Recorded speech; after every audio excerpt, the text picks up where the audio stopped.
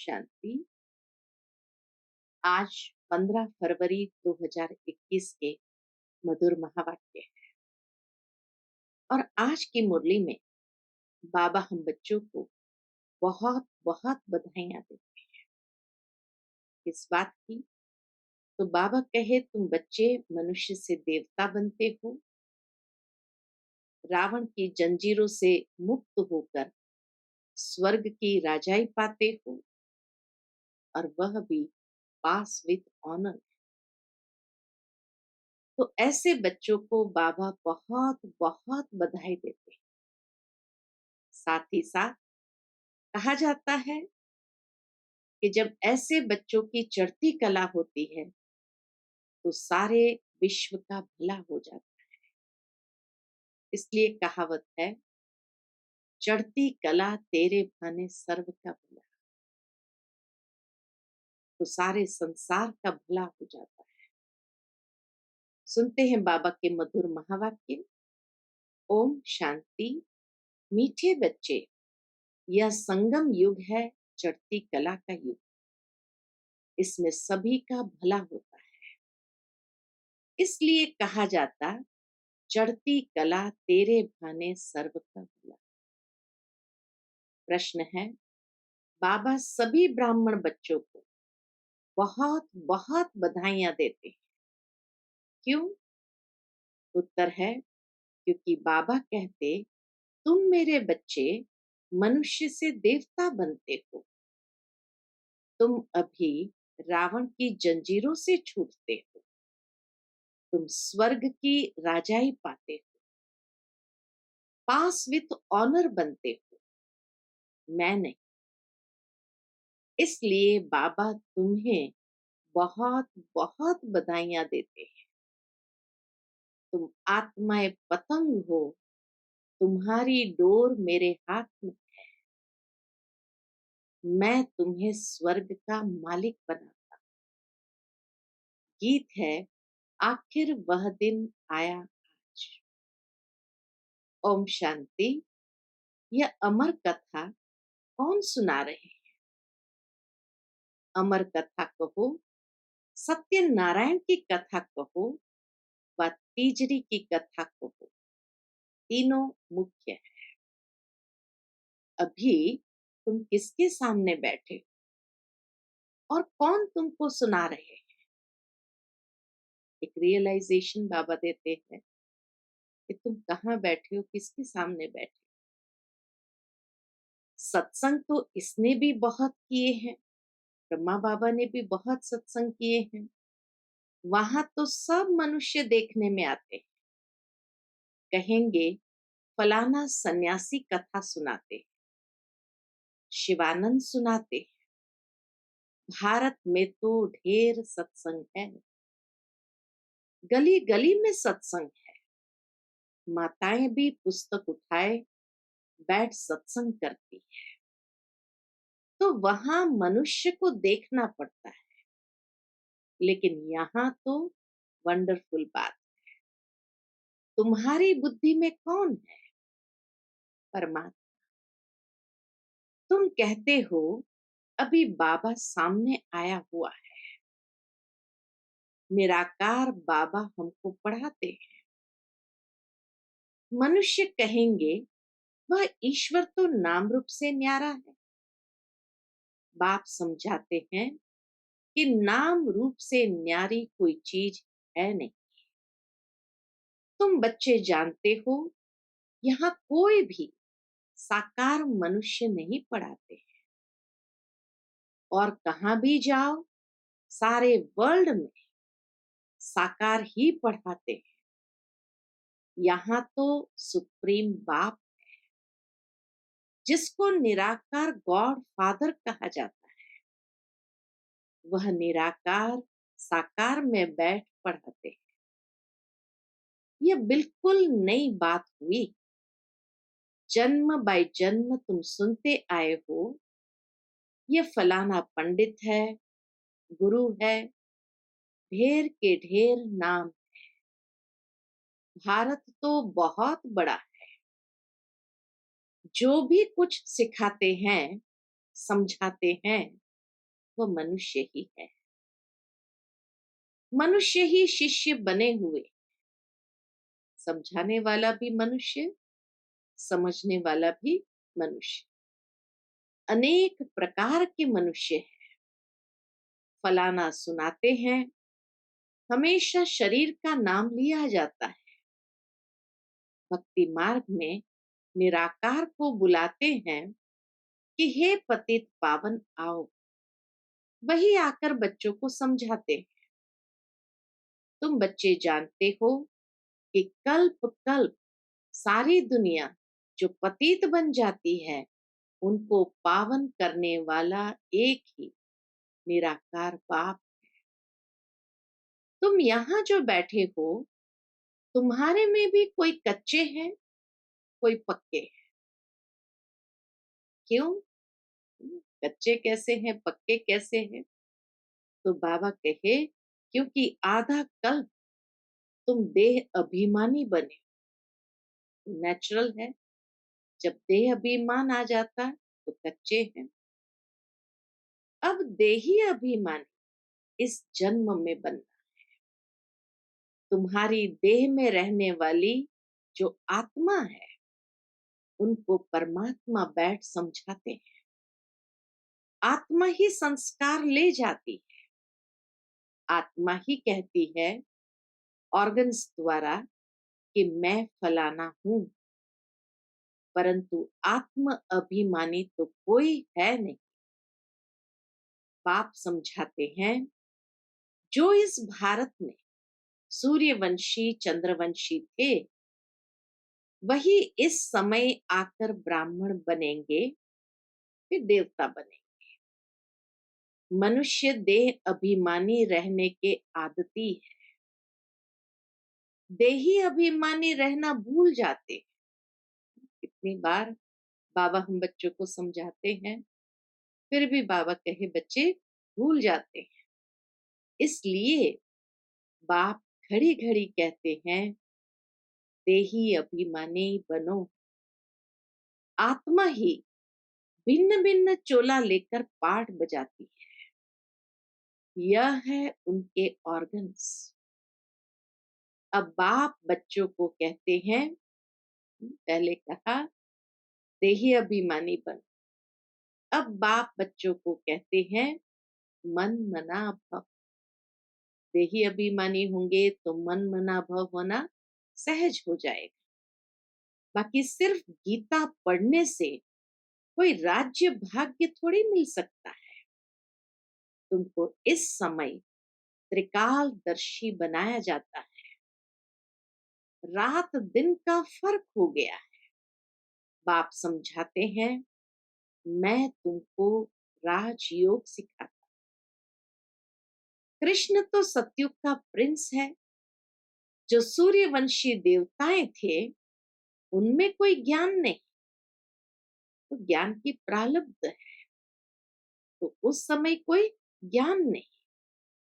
ज्ञान तो प्राय लोप हो जाएगा। ज्ञान है ही सदगति के लिए। सतयुग में दुर्गति में कोई होता ही नहीं। वह है ही सतयुग।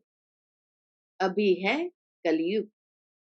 भारत में पहले सूर्यवंशी 8 जन्म, फिर चंद्रवंशी 12 जन्म, यह एक जन्म अभी तुम्हारा सबसे अच्छा जन्म।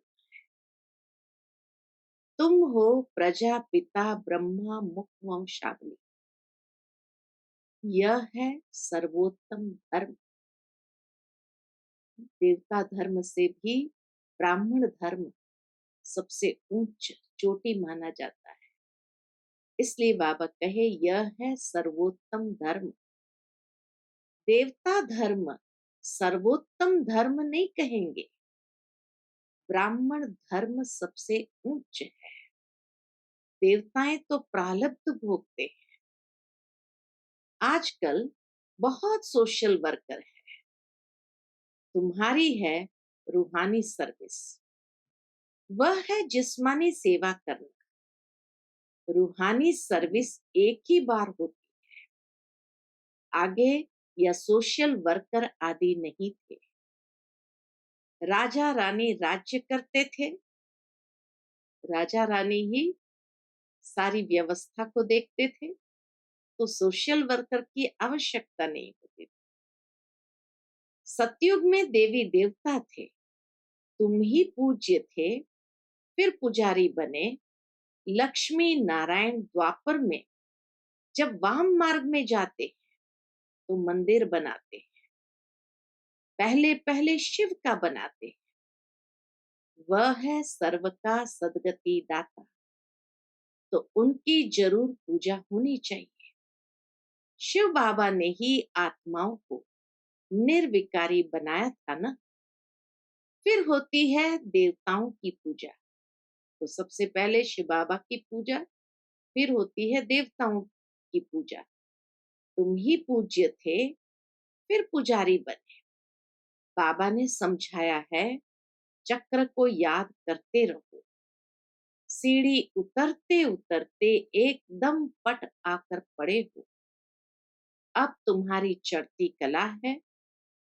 कहते हैं चढ़ती कला तेरे भाने सर्व का भला। सारी दुनिया के मनुष्य मात्र की अब चढ़ती कला करता हूँ। पतित पावन आकर सबको पावन बनाते। जब सतयुग था तो चढ़ती कला थी और बाकी सब आत्माएं मुक्ति धाम में थी। बाप बैठ समझाते हैं, मीठे मीठे बच्चों, मेरा जन्म भारत में ही होता है। शिव बाबा आया था, गाया हुआ है, अब फिर आया हुआ। इसको कहा जाता है राजस्व अश्वमेघ अविनाशी रुद्र ज्ञान यज्ञ। बाबा आकर के जो रुद्र ज्ञान यज्ञ की स्थापना करते हैं, उसका नाम है राजस्व अश्वमेघ अविनाशी रुद्र ज्ञान यज्ञ। स्वराज्य पाने के लिए यज्ञ रचा हुआ है। विघ्न भी पड़ते थे, अब भी पड़ रहे हैं। माताओं पर अत्याचार होते हैं, कहते हैं बाबा हमको ये नंगन करते हैं, हमको ये छोड़ते नहीं, बाबा हमारी रक्षा करो। दिखाते हैं द्रौपदी की रक्षा हुई। अभी तुम 21 जन्म के लिए बेहद के बाप से वर्षा लेने लिए आए। अभी बेहद के बाप से वर्षा लेने आए। याद की यात्रा में रहकर अपने को पवित्र बनाते, फिर विकारों में गए तो खलास, एकदम गिर पड़ेंगे। इसलिए बाप कहते हैं पवित्र जरूर रहना। जो कल्प पहले बने थे वही पवित्रता की प्रतिज्ञा करेंगे। फिर कोई पवित्र रह सकते हैं, कोई नहीं रह सकते हैं। मुख्य बात है याद की, याद करेंगे, पवित्र रहेंगे और स्वदर्शन चक्र फिराते रहेंगे तो फिर ऊंच पद पाएंगे। तो बाबा कहे याद करना है, पवित्र बनना है और स्वदर्शन चक्रधारी बनना है, तो ऊंच पद पाएंगे। विष्णु के दो रूप राज्य करते हैं ना, परंतु विष्णु को जो शंख चक्र दे दिया है वह देवताओं को नहीं था, लक्ष्मी नारायण को भी नहीं था। विष्णु तो सूक्ष्म वतन में रहते हैं, उनको चक्र के नॉलेज की दरकार नहीं है, वहां मूवी चलती है। अभी तुम जानते हो कि हम शांति धाम के रहने वाले हैं, वह है निराकारी दुनिया। अब आत्मा क्या चीज है वह भी मनुष्य मात्र नहीं जानते। कह देते आत्मा सो परमात्मा, पहले सुनाया, कह देते कि आत्मा परमात्मा न्यारे, नाम रूप से न्यारे। फिर कह देते आत्मा सो परमात्मा। आत्मा के लिए कहते हैं एक चमकता हुआ सितारा है जो भ्रुकुटी के बीच रहता है, इन आंखों से देख न सके, भल कोई कितना भी कोशिश करे। बीच में मेडिकल साइंस वालों ने कोशिश की थी कि एक व्यक्ति जो अंतिम सांस ले रहा था उसको कांच के बॉक्स में रखा ताकि आत्मा जब निकले तो देख सके। तो बाबा कहे कितनी भी कोशिश करे, शीशे आदि में बंद करके रखे कि देखे कि आत्मा निकलती कैसे है। कोशिश करते हैं परंतु किसको भी पता नहीं पड़ता है।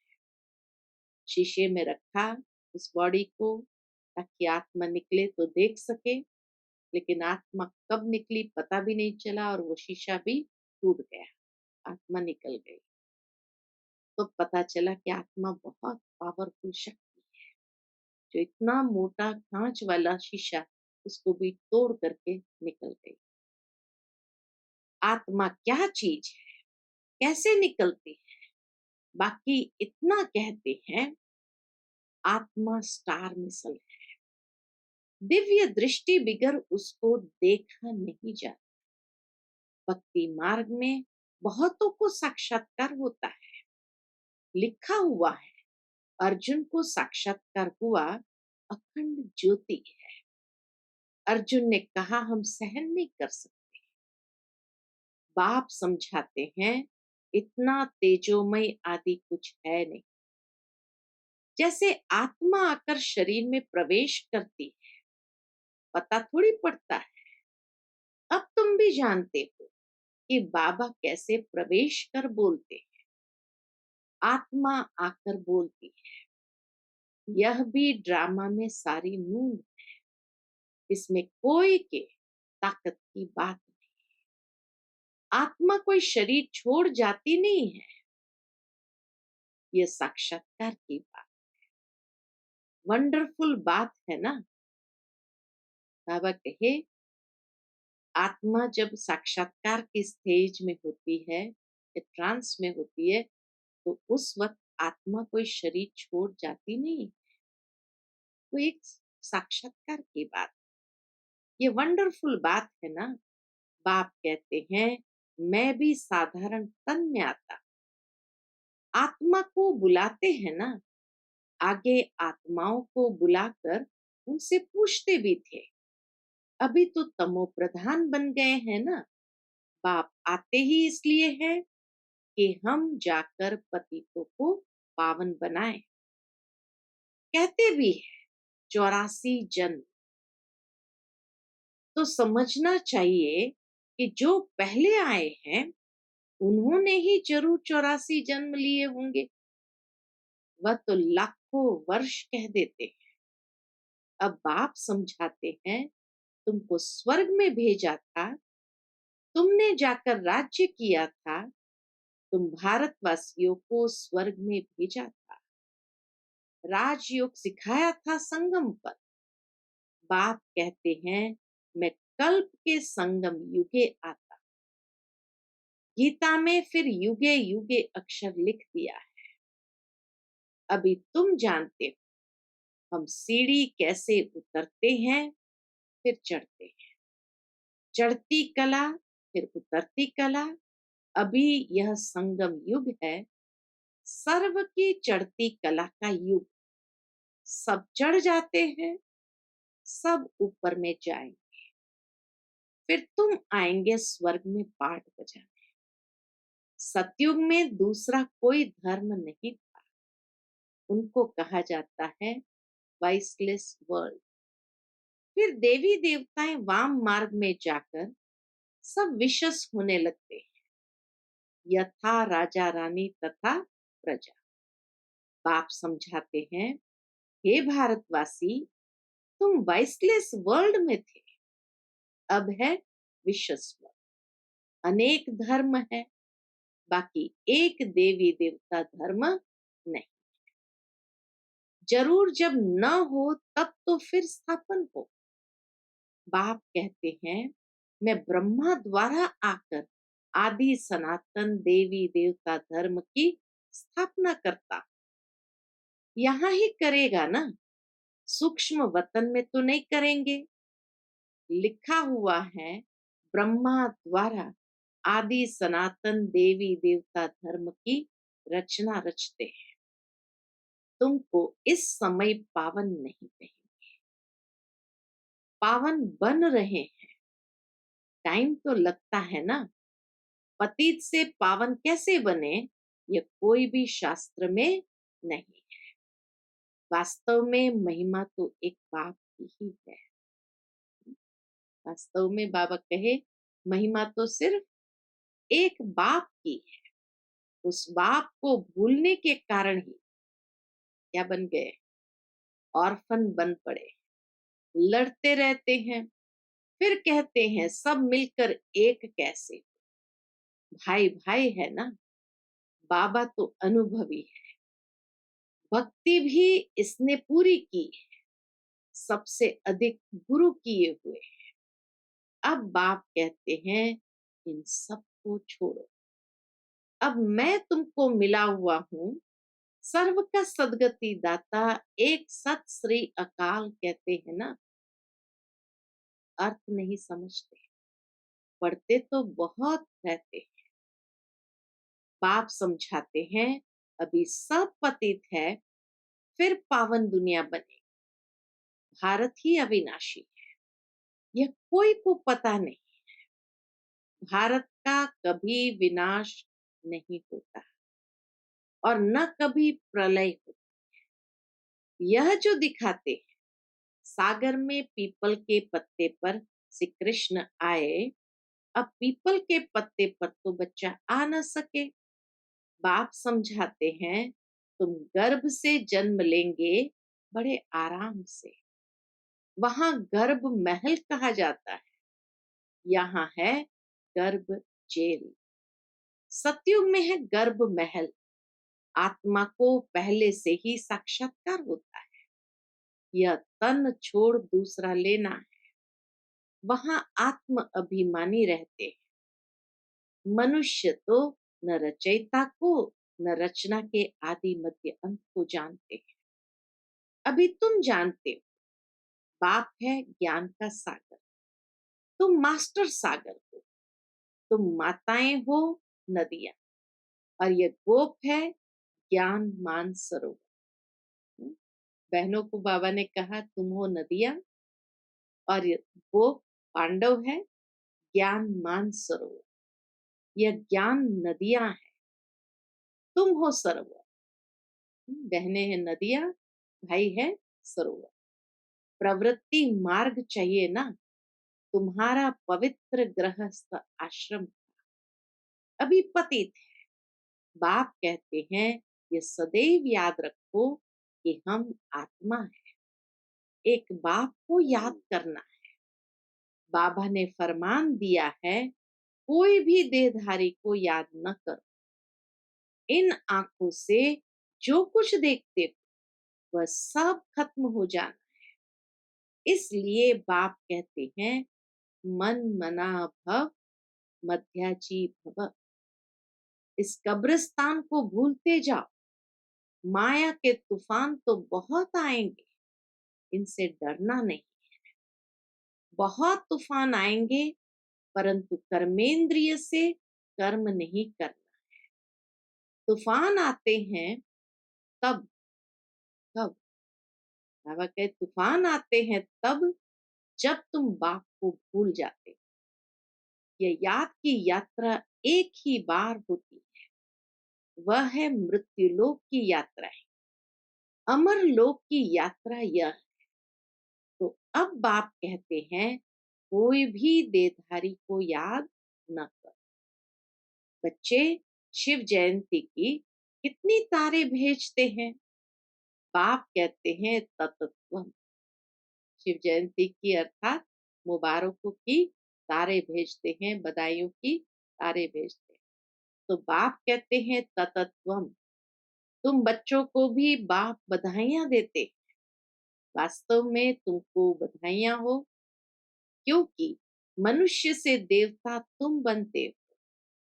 फिर जो पास विथ ऑनर होगा, उनको जास्ती मार्क्स और अच्छा नंबर मिलेगा। बाप तुमको बधाइयां देते हैं कि अब तुम रावण की जंजीरों से छूटते हो। सभी आत्माएं पतंग है, सभी आत्माएं पतंगे हैं। सबकी रस्सी बाप के हाथ में है, वह सबको ले जाए। सर्व के सदगति दाता है, परंतु तुम स्वर्ग की राजाई पाने के लिए पुरुषार्थ कर रहे हो। अच्छा, मीठे मीठे सिकिलते बच्चों प्रति माता पिता बाप दादा का याद प्यार और गुड मॉर्निंग। रूहानी बाप की रूहानी बच्चों को नमस्ते। हम सब रूहानी बच्चों की रूहानी माता पिता बाप दादा को याद प्यार, गुड मॉर्निंग और नमस्ते नमस्ते। शुक्रिया बाबा, शुक्रिया। आज की मुरली से धारणा के लिए मुख्य सार है। पहली पॉइंट, पास विथ ऑनर होने के लिए एक बाप को याद करना है। किसी भी देहधारी को नहीं, इन आंखों से जो दिखाई देता है उसे देखते भी नहीं देखना है। दूसरी पॉइंट, हम अमर लोक की यात्रा पर जा रहे हैं, इसलिए मृत्यु लोक का कुछ भी याद न रहे। इन कर्मेंद्रिय से कोई भी विकर्म न हो, ये ध्यान रखना। आज का बाबा का मधुर वरदान है, अतीन्द्रिय सुखमय स्थिति द्वारा अनेक आत्माओं का आवाहन करने वाले विश्व कल्याणकारी भव। अतीन्द्रिय सुखमय स्थिति द्वारा अनेक आत्माओं का आवाहन करने वाले विश्व कल्याणकारी भव। जितना लास्ट कर्मातीत स्टेज समीप आती जाएगी, उतना आवाज से परे शांत स्वरूप की स्थिति अधिक प्रिय लगेगी। इस स्थिति में सदा अतीन्द्रिय सुख की अनुभूति होगी और इस अतीन्द्रिय सुखमय स्थिति द्वारा अनेक आत्माओं का सहज आवाहन कर सकेंगे। यह पावरफुल स्थिति ही विश्व कल्याणकारी स्थिति है। इस स्थिति द्वारा कितनी भी दूर रहने वाली आत्मा को संदेश पहुंचा सकते। आज का स्लोगन है, हर एक की विशेषता को स्मृति में रख। हर एक की विशेषता को स्मृति में रख, फेथफुल बनो तो संगठन एक मत हो जाए। हर एक की विशेषता को स्मृति में रख, फेथफुल बनो तो संगठन एक मत हो जाए। अच्छा, ओम। To watch Peace of Mind channel videos on YouTube, subscribe us on youtube.com/tvpeaceofmind. Just a click for a peaceful life.